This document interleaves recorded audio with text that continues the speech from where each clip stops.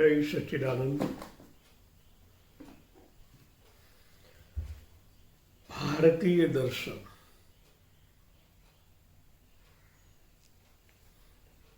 यह शब्द समझना पड़ेगा। कहा गया है भारतीय दर्शन, सर्वव्यापी शब्द है, पूरे भारत की बात हुई। और दर्शन जो हमारे सिद्धगण, जिनको कहते हम ऋषिगण, उनका जो दर्शन, सूक्ष्म दर्शन, या उन पर बात हो रही है। भारतीय दर्शन स्थूल आंखों की बात नहीं है। सूक्ष्माति सूक्ष्म ईश्वरी दर्शन, इस पर कहा गया है कि भारतीय दर्शन और संस्कृति अहिकाल से आत्मा की अखंडता पर आस्थावान है। आत्मा माना अव्यक्त तत्व, जो है फिर भी दिखाई नहीं देता, फिर भी है। उनका अमोल सत्ता है, उनसे पूरा ब्रह्मांड चल रहा है। इनके प्रति आस्थावान है। आस्थावान श्रद्धा की बात हो रही है। वो है, मानते हैं भारतीय दर्शन, भारतीय योगीगण। अणु मात्र होकर भी वह संपूर्ण शरीर पर आधिपत्य रखता है। अणु मात्र होते कहने का तर्क बहुत छोटी इकाई है। अणु मात्र इसलिए कहा गया, अणु सूक्ष्म दर्शन कार्य से ही दिखाई पड़ता है। इतना सूक्ष्म होकर भी इस शरीर पर संपूर्ण आधिपत्य रखता है। इनकी ही बनावट है, अणु से ही ये शरीर बना है, खरबों कोषों से बना है। बना कैसे है? ये शरीर जब बिखर जाता है, अणु अणु में बिखर भी जाता है, इकट्ठा कहाँ होता है? यही प्रकृति में बीज के रूप से ये बिखरा हुआ राख बन जाता है। राख उड़कर जमीन पर गिरती है। जब जमीन में एक दाना बोया जाता है, चाहे गेहूं का, किसी भी प्रकार का एक दाना होता है जिनको हम बीज कहते हैं, बोया जाता है, वहाँ फिर पंच तत्व मिलते हैं। पंच तत्व के मिलने से वो अपनों को बिखोर देता है। बीज से अंकुर प्रकट होता है, बीज मिट जाता है। अंकुर से पौधा, पौधा से वटवृक्ष, और वटवृक्ष से फिर बीज अपने अंदर से बीज निर्मित करता है। जो बीज हम खाते हैं, हमारे शरीर में भी एक प्रोसेस होता है। जिस तरह बाह्य जगत में प्रोसेस हुआ, वैसे ही हमारी बॉडी के अंदर एक प्रोसेस होता है अनाज का।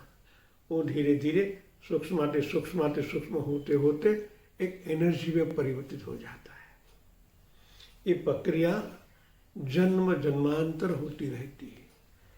हमारी बॉडी में भी होती है, इस ब्रह्मांड में भी होती है, मगर उनका अनुभव हम नहीं करते हैं। वरना ये प्रक्रिया को जान ले, आत्मदर्शन हो सकता है। यह प्रक्रिया इतनी सूक्ष्माति सूक्ष्म है, जो अनुभव करने वाला मन सदा बाहर ही घूमता है। अनाज के बाद जो प्रोसेस होता है, उनको हम कभी नहीं देख पाते। इसी तरह बाह्य जगत में भी होता है। बीज से वटवृक्ष, पौधा, पौधा से वटवृक्ष, वो कैसे होता है मालूम नहीं, फिर भी होता है। इसीलिए कहा गया कि भारतीय दर्शन आत्मा की जो आस्थावान है, इस हिसाब से दिखाई नहीं देता, फिर भी होता रहता है। और यही भारतीय दर्शन है। यही एक प्रक्रिया हजारों साल से, कई जन्मों से चली आई रही है। इनका ज्ञान होना ही आत्मदर्शन कहलाता है। भावनात्मक परिष्कार से आत्मबल बढ़ता है। भावनात्मक हमारे अंतःकरण में मन, बुद्धि, चित्त है।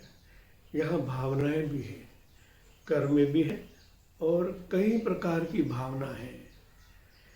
जो संबंधित भावनाएं हैं वो क्षणभंगुर है, मगर परमात्मा वहाँ बसे हुए हैं। यही भावना दृढ़ की जाए तो आत्मबल बढ़ता है। परमात्मा के द्वारा जब भावना दृढ़ होने का मतलब है जो अंदर बैठे हुए परमात्मा की और सबल भावना प्रकट होती है, तब मन अंतर्मुख होता है। और मन जैसे अंतर्मुख होता है, आत्मबल जो ऊर्जा है उनके साथ कनेक्ट होता है, तो आत्मबल बढ़ जाता है। वो आत्मबल माने आत्म एनर्जी, ऊर्जा के साथ मिलन होते होते वो धीरे धीरे अपने मूल गंतव्य में पहुंच जाता है, जो प्रकाश से भरा हुआ है, जिसको हम सर्वव्यापी तत्व कहते हैं। वहां तक पहुंच जाता है। अपने स्वरूप को जानने वाला जीवात्मा परमात्मा सत्ता से एक रूप हो जाता है। एक प्रोसेस ये आध्यात्मिक, मगर इस प्रोसेस पर भावनात्मक पहले, श्रद्धावान का मतलब मन का अंतर्मुखी होना, अंतर्मुखी होने से जो प्रकाश के साथ जुड़ जाना, एकात्म भाव करना, अरे ये तो मैं ही हूँ। जब ये भावना दृढ़ होती है तभी उनके अंदर एक आत्म तत्व का जन्म होता है। मतलब ये जन्म होता है मन के अंदर। आत्मा तो है ही, अभी मन आवरणों से आच्छादित था। जब मन के पदड़ दूर होते जाते हैं तभी यही मन के अंदर चेतन का जन्म होता है और जन्म धीरे धीरे परिपक्व होता है। जिस तरह बच्चे से लेकर बालक से युवान हो जाता है, इसी तरह ये जन्म धीरे धीरे प्रगाढ़ होता होता अपने अंदर ही परमात्मा को देखने लगता है। उन्हें कहते अहम ब्रह्मास्मि। ये हमारा शास्त्र वचन है, तत्वमसि की बात हुई, ये सब इनसे ही है, इनसे ही सब जुड़ी हुई है। हम भी इनके हैं, वो हमारे हैं। ये भावना दृढ़ करने से आप परमात्मा को प्राप्त हो जाते हैं। जय सच्चिदानंद।